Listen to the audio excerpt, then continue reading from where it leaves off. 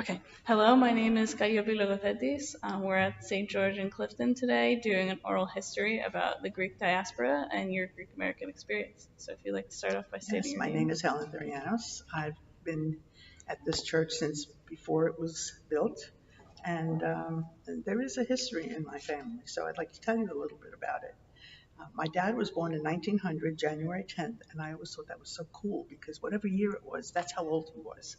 But he was born in Constantinople, and this is the time of the Ottoman Empire, and he lived there with his mom and dad and sister. His father was a pharmacist, and I remember my dad telling me that many times he had to deliver medical things to other people. So he was like a runner, if you will. Um, my grandmother, I think, did nothing in terms of work, but she was the housekeeper and the homemaker and whatever. And she was a very, good person in terms of raising her family. His father died probably when he was in his teens, and I have a picture of his burial. And there are people there with fezzes, and you can't tell if they're really Turkish or if they're bishops or priests or whatever. But it was interesting. My dad was in the Turkish army, and I have contacted the Turkish consulate in America to try to find out what he did, because I know that was the time of the Armenian genocide, and I didn't think he was involved in that, but then again, hey, I don't know.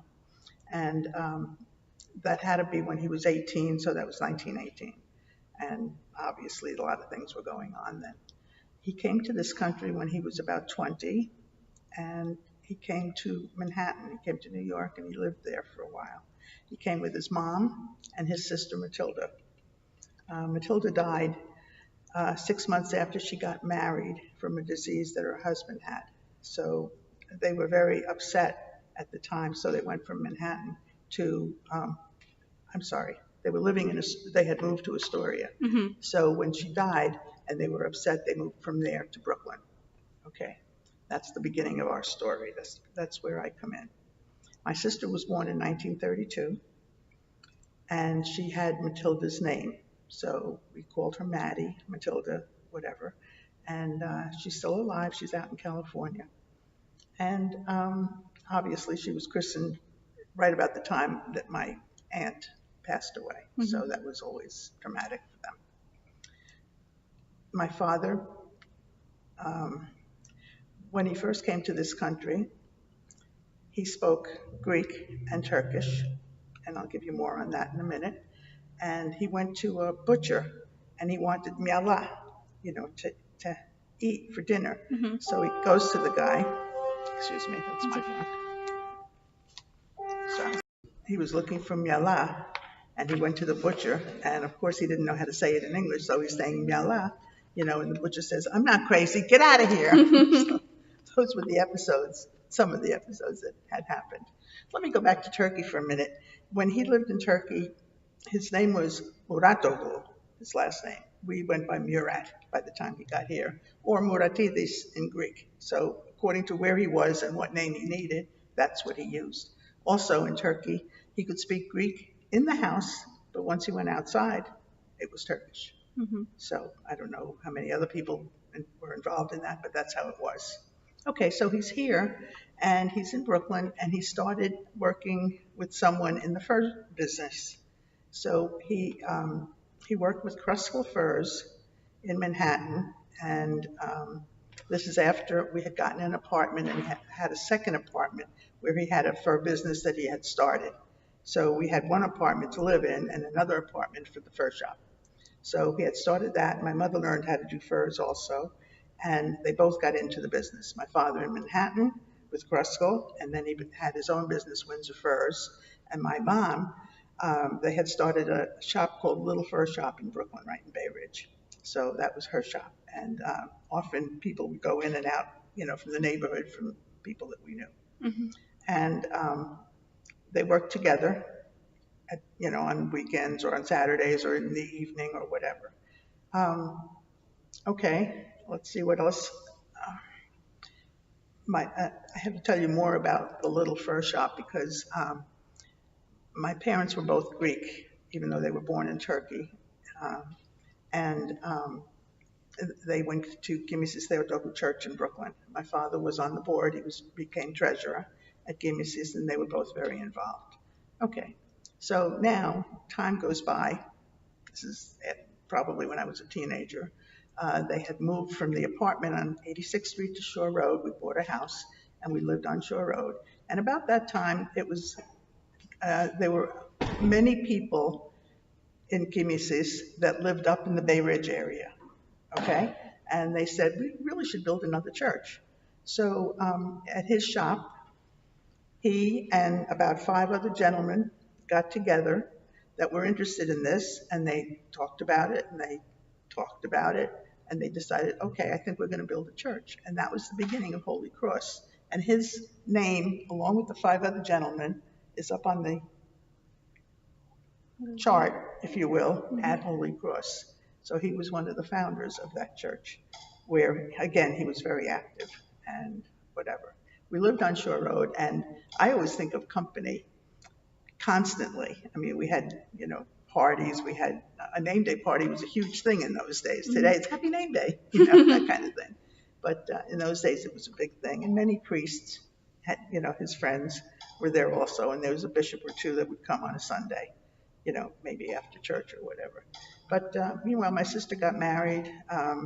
I got married. We had our families. We split up and did our things, and that was basically my dad. I'm sure that I'm going to remember a few more things. Oh, okay. One other thing was that he didn't forget his roots because he was very active in the Constantinople Society. I'm sure there's a Cretan society and a this society and everything. But these are the people that came from Constantinople. The language was Greek and Turkish. It was very common to speak both. And they got together. They knew one another from back there, so that was a continual thing. I never picked up Turkish. I could say a few things here and there, like çok sıcak or merhaba, but I never picked up the language. I must have been hiding under the table. But I did have private Greek lessons, so I could speak Greek, I can write Greek, etc. My mother was born in 1908 in Kayseri, not Caesarea, which is near the coast of Constantinople, but if you go across Turkey, directly up from Syria, in the middle is Kayseri. What I remember from her, she remembered that there was a stream behind her home and that there was a cow on the property that went and drank from the stream. I don't know what else she remembered. She was 5 years old when she came here. Okay, she had 5 brothers and sisters. One of them was born here. The rest were born in Kayseri. Her parents came and her grandmother came. By then, her grandfather had passed also. So that when they came here, they also stayed in America, in Manhattan, I'm sorry. And eventually she met my dad, and they too moved to another place from Manhattan. They moved to Jersey City. My father's in Astoria, they're in Jersey City. They knew one another and they both worked in Manhattan. My grandmother at the time, my mother's mother, did stitching, and she made fringes for scarves and things, and they took in piecework from Manhattan, from people there. And that's what she introduced to her family, to the girls, and that's what they all did for a while. They lived a good life in Jersey City. The only thing I find strange is that there were no Greek Orthodox churches there at the time. And my mother went to a Methodist church, and she remembered the hymns, like Jesus loves me, this I know, things like that she taught me when I was little. Not to think that she became Methodist, but she remembered the singing.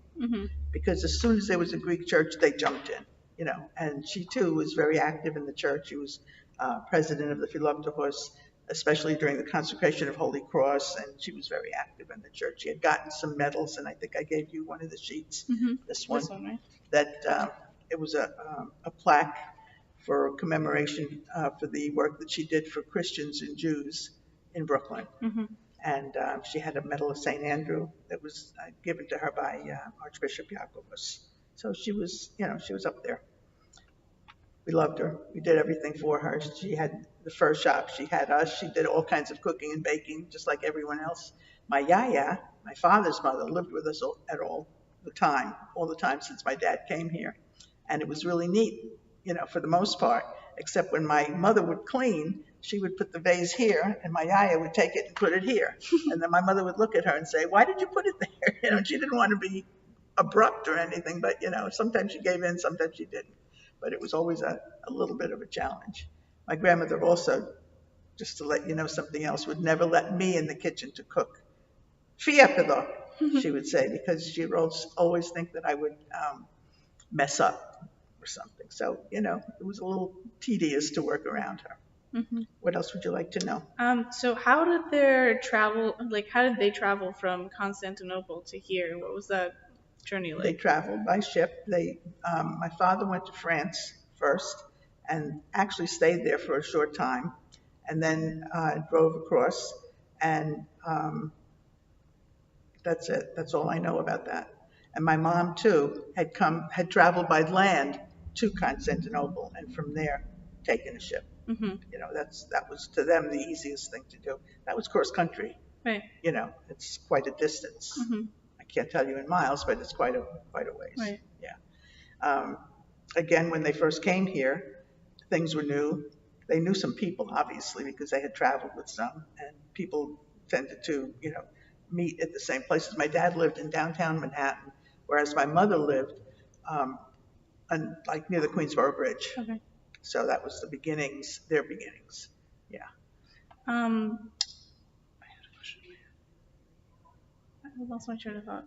Oh, so when they got here, how did people treat them? Did they know the language already prior to coming My here? mother knew the language Okay. because she came here when she was 5 and she went to school in Jersey City up till the 8th grade. That was a big education for her. Hmm. And so she spoke English fluently. I'm sure they also spoke Turkish in her house. My mother didn't learn Greek until after she married, and she learned it by listening to records. I find that so strange. How do you learn a language listening to records? But she did, and she was again fluent in all 3 languages.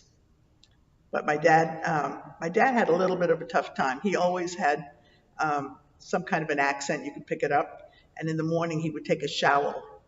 Like we would take showers, but he would take a shower. So he had a little bit of you know, a differentiation in his language. Right. So would people treat him differently because of that, or was that something? No, they understood him, Okay. and he was strong enough to abide by whatever had to be said. Nice. So do you still have any connection with Constantinople, or? I have a softness in my heart for Constantinople, and yes, I do have a connection.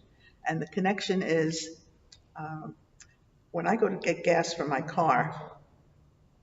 Okay, I know this is strange. That's okay. The people I go to are Muslim, and this started off a long time ago.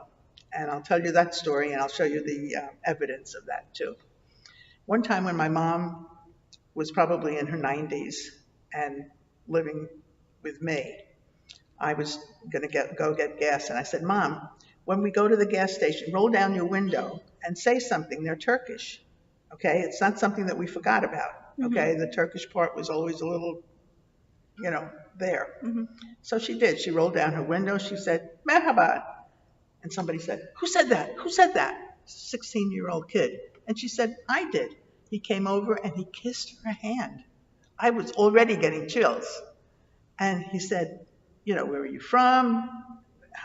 Where do you live?" All this stuff. So she told him she was from Kayseri, this and that, and they started speaking Turkish. And, I'm listening in, catching parts of it, and so and so. So then he says, after this long conversation that they held, he said, "Could you give me your phone number?" And normally I don't do that, but I've been going there for a while, so I knew the people. I don't tell them where I live, Right. although I would invite them to my house. Then you'll hear the story. Hmm. So he said, "Okay." So gave him my phone number. We go home, and we're excited about, this kid, whatever, 16-year-old kid. 20 minutes later, we get a call. Okay? He said, "Hi." He said, "I have a friend that works for the Zaman Times, and he'd like to interview your mom." And I said, "Oh, that's interesting." Okay, fine. So 2 weeks later, they both came in suits with lukumi and flowers. And they interviewed my mother. They looked at the album that I just showed you with pictures from my father's background and all of the pictures all the way up through my mother's marriage and the kids and everything. And she made page 1 of the Zaman Times and all of page 4. And I would read it to you, but it's all in Turkish and you wouldn't understand it. But I thought that was fabulous that they wanted something about the Ottoman Empire in today's day. Mm-hmm. And I did have it translated at one time, and I understood what it said. It's basically her story, Mm-hmm. that you have just heard now. But that was one connection.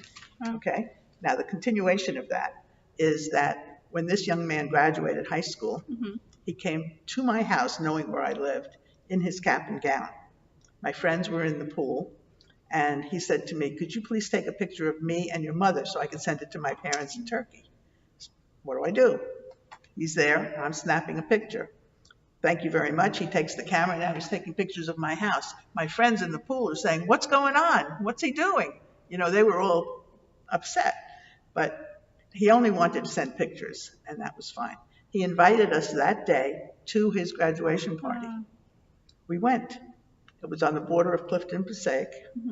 We went to his house. It started to rain, so he had the tables brought inside, and there were long tables inside his house.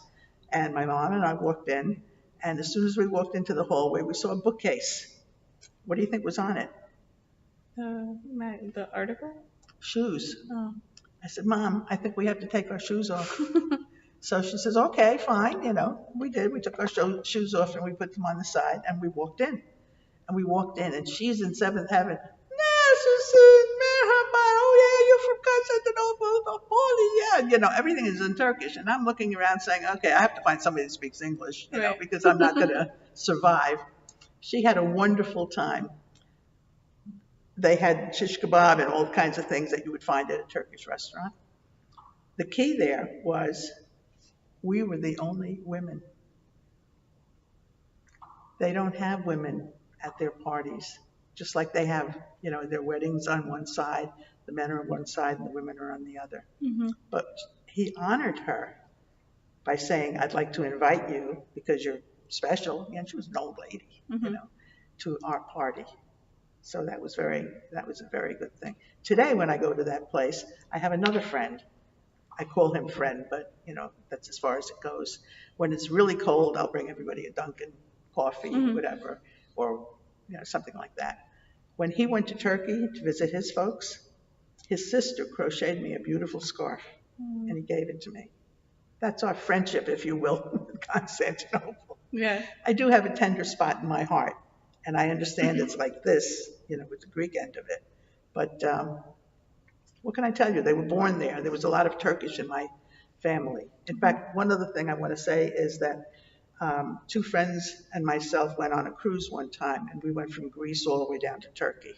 And whatever we ate in Greece, my friends would say, "This doesn't taste like your cooking. This doesn't taste like your mom's cooking. This doesn't taste like something you would make. You make this differently." By the time we got to Turkey, "This is how you make it. This tastes like what you make." Mm-hmm. So I have more of that instinct in my cooking for whatever else I cook now. Well, that's really interesting. Yeah. Okay, so the next couple of questions that I have are kind of about religion. So how was your religion, Greek Orthodox, observed in your home growing up? Growing up, it was observed very tightly. The kandili, the miador, everything was done right. The priest would be there often, to bless the house, to just come and talk and have dinner with us or whatever. Sunday school was, right. We always went to Sunday school. We always went to church. My father was usually the first one there. He was also the first one. The first check that he wrote in January was for the church. Okay, and that's one thing that I took over. I tried to do that, so my stewardship was paid up. Mm-hmm. Another thing he did that I took over was on Easter Sunday, when the gospel is read in different languages, he always read the Turkish. You read it, you read French, Spanish, German, whatever. and Turkish. And over here, I try to read it. And many people will say, maybe she messed up on that one. I don't know. But I do read the Turkish. And going back to my friend at the gas station, one year I had him read the gospel in Turkish and read my writing of it and explain how it's read. He also corrected my spelling because I had it in phonetics. But I had a Muslim reading the gospel, so I thought that was pretty cool. Right. But church was important to us. We didn't do other things on Sunday. We went to church. Yeah. So how has that played a role in your life as an adult now? Well, I think as an adult, it's a very meaningful thing to me. I have two children. One is very into church, and one, unfortunately, is not. He's married to a non-Greek, and I think that's part of it, not all of it. And the one that's involved is, how can I say this? He has four children. They're all involved. They're all, older people, Sunday school people. If you've heard of Igona, okay, the musical. Mm-hmm. Okay, my daughter-in-law is one of them. Her two sisters are the other two girls that sing Igona. And that's how it is. My kids were brought up in church, my own kids. We were part of St. George. They were in Goya. They were in Sunday school. They were in Greek school, etc. How one changes after they get married is only God knows. Yeah. So what was your role in the church, in this church, and in the previous churches that you were? Well, I was always somewhat involved. At Gimesis, after Sunday school, I started teaching Sunday school. And Margaret Afranakos also went to that church, and I knew her from then, and she was also teaching Sunday school. And Father John came in as a layperson, so I knew him from way back when. But I was a Sunday school teacher then. I was too young to be a Goya advisor, but eventually I did become one here. So I did Sunday school, I did Goya. Over here I did both. I got involved in it because first of all, I'm a teacher. Okay, I taught from elementary all the way through high school. So I deal with kids, and I thought that was a natural thing to do. Mm-hmm. I brought my kids into church. I brought them into the extras, if you will, and things worked out there. I'm still a little bit involved, not as much as I'd like to be. I help with the bulletin on Sunday, and I guess I do other things too. Peter would know what I do, but I'm not going to even ask him. But I do get myself involved. So I brought a book with me that I think you may have helped writing or wrote. Yes. So can you talk about that a little bit? Yes, this is for the consecration of St. George. I remember one time when Father John was looking at the building as it was being built, and I was standing next to him. I said to him, Father John, do you think they'll ever move you from here? He says, no. He said, this is my baby, And it was probably very true because he was here till, he couldn't be here anymore. Anyway, he knew that I would like to take pictures. He knew that I would like to write stories. He knew that, I did that kind of thing from way back when. Mm-hmm. And I did get involved in taking pictures and writing some stories and things about the consecration here. It was very interesting. It's like being part of it only because you can see what's going on. You can see into the altar. You can see into the what's happening, what the bishop is doing, whoever's here doing whatever they're doing. It was wonderful to be part of that. And there's one other thing that I did get involved in that was book form. It was called The Seven Sacraments, which is a smaller book written by the Sunday school teachers of Gimesis way back when. Mm-hmm. Those were the days that I thought I must have been an artist because I did all the, for the Seven Sacraments, all the pictures that were involved. I remember drawing the chalice, and it was a little bit off center. I said, okay, fine, that's fine, and prayer hands, and just doing different things. But anyway, we each wrote an article, and I wrote one on confession, and did all the drawings. That was as far as I got publicly. Mm-hmm. But other than that, I did Goya here. I was an advisor for a number of years, and also Sunday school. Was that your question? Yes, no, that was good. So this, I have a different question that I thought of as you were speaking. Do you think that the involvement in the church, whether it's via Goya or Sunday school, has kind of stayed the same, or has it started to deplete as time goes on? Since you've been here since the consecration of the In church. this church or Yeah, in in any this church? church, it could be in this church generally, what you've seen over time. No, I don't think it's depleted. I think it's seen differently because not everyone comes to Goya and not everyone comes to Sunday school. If you're here and you're going to communion on a Sunday, it seems like the parade is only kids at first because that's who goes first. But then if you stop and look around, they're not all there in Sunday school, and I don't understand that. I had a conversation with my niece this morning, and I mentioned the fact that one of my grandchildren are going to Ionian Village this summer, and she was so upset because she wanted her nephew to go, and he couldn't. For some reason, he couldn't go there because he wasn't accepted. I think it's an accepted, you have to pass a thing. Why? Because he was a big deal in their church in the altar. He was an altar boy. He was an acolyte, the whole thing. But he wasn't in Goya because they didn't have a Goya. That church was so small they didn't have a Goya. Now that's a shame Right. because he missed out on that. And his father is not Greek, so he would have benefited from that, especially since the rest of the family is, and he's grown up in a Greek church, Right. That makes a lot of sense. Okay, so the next couple of questions are related to your connection with your family's heritage. So, do you have connection? Do you still talk to relatives in Constantinople? I have no relatives in Constantinople. Okay. I haven't had relatives in Constantinople. The rest of my family would have been in Greece. We did have some relatives in Thessaloniki, believe it or not. I mean, as much Turkish as I've been talking about. We did have some that were from Greece.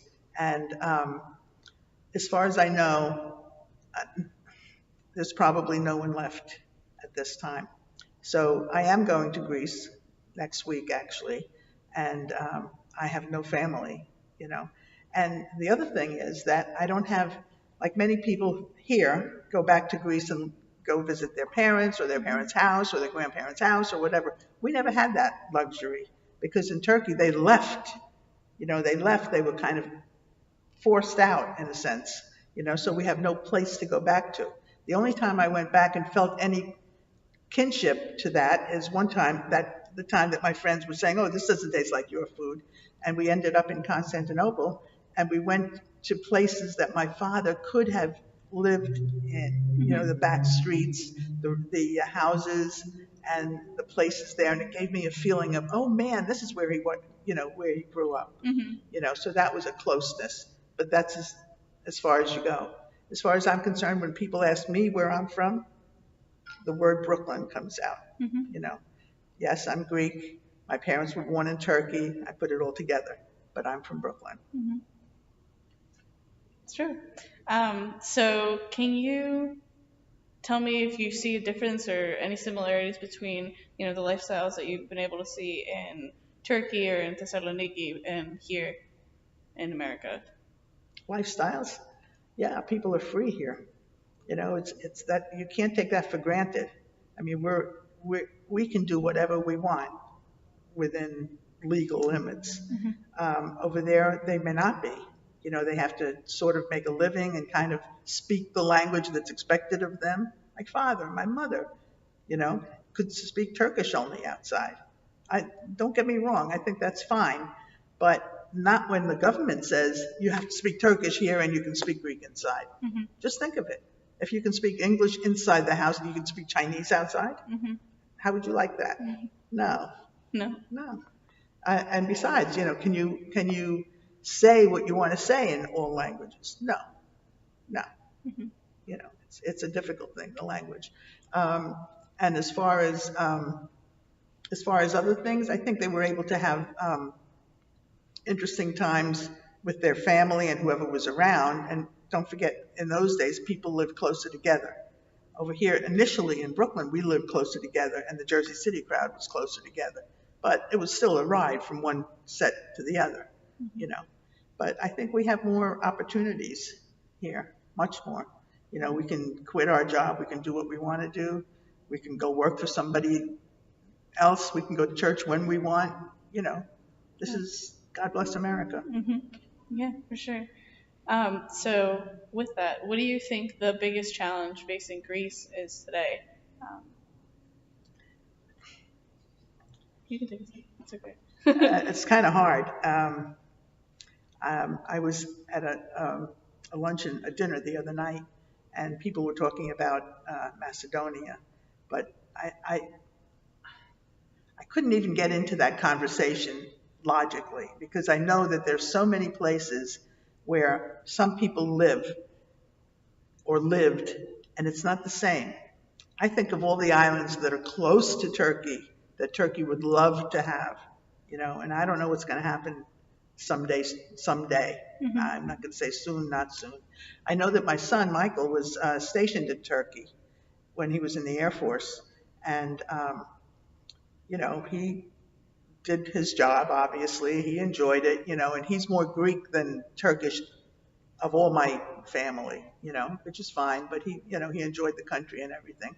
So I don't know. He didn't seem to say that there was any trouble there. And this must have been about maybe 15 years ago.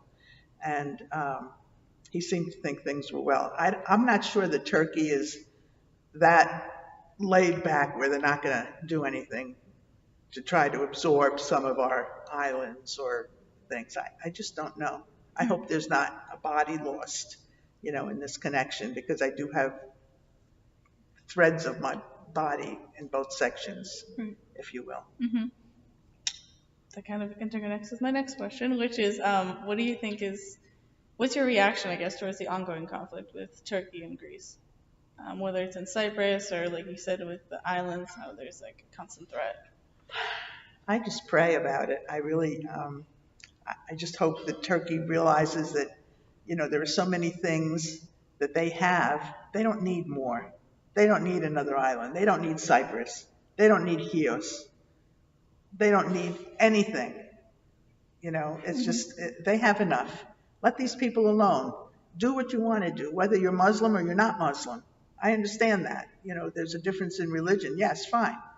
Oh, well, that's life, you know. Um, I just lost the thought, but that's basically how I feel about it. I don't think it's hard for Greeks to think about it as these darn Turks, you know, we don't want anything to do about them. When my mother was little, she remembers her mother talking about the Kurds, okay, who were bad people. Why were they bad people? Because they lived in the mountains? Because they weren't part of their, you know, community? You know, and to this day, you think about that. And I know some Kurdish people, you know, and they're fine. I mean, of course, they're not in their country. They're not fighting a war, nothing, you know. But as far as Turkey goes, I just hope that they realize that they have enough problems, enough stuff in their home and everything else that they don't have to fight. They don't have to go after Greece. Let them become friends, for Pete's sake. I know that, you know, I'm a Muslim and you're a Greek and we don't believe in the same stuff. Well, too bad. That's how it is in life, you know. Yeah, that is how it is, but that's not always it works out, right? Um, so my last question is just if I missed anything that you would like to mention, whether it's about your Greek American experience or generally about your parents, you can let me know. Otherwise, that's it. Greek American experience. I can't even think. No, that's okay. Take your time. I can't even think. Greek American experience was from when I was little. You know, everything was. Well, I can remember one thing. I used to have a little flag stand that was on my father's desk at one time, and there were 3 flags. Can you guess? Turkish, right? Greek and American. Right. So there was a connection to both of those parts, and of course America. And that's really how we grew up. You know, my son Michael and his side of the family, whatever, he tells me, Mom, if you come for Easter, you can't read the Turkish gospel because we don't do it here. They don't read the Gospels and languages. I don't know why. This is Denver. But, and also they're not that much into Turks. Okay, fine. I'll respect that. But to be able to read a gospel in a language that, you grew up in, there's nothing wrong with that, And I really, you'll see on my list of things of, my papers that I gave you more information. There might be some extra little things that you might include. But basically, I grew up as a Greek, with the Turkish Constantinople Society. Did I mention that? Yes, you did. Okay. That was part of it, and we had friends that were from there. My father did have some Turkish friends. They were from the consulate, and he would get together with them periodically. And I have wedding presents from them, silver wedding presents from them. But that was the only really connection that we had just with Turks. Everybody else was Greek with the Turkish, they were born in Turkey. Is the Constantinople Society still active? Do you know? I don't think so. Okay. Yeah. Okay. Although my next thing is to find the people in the Ottoman Empire in Turkey and find out what my father did during the war. That would be interesting. That would definitely be, something to look forward to. Yeah. Okay. Well, that's it. Thank you very much. Thank you. Can I get a copy of your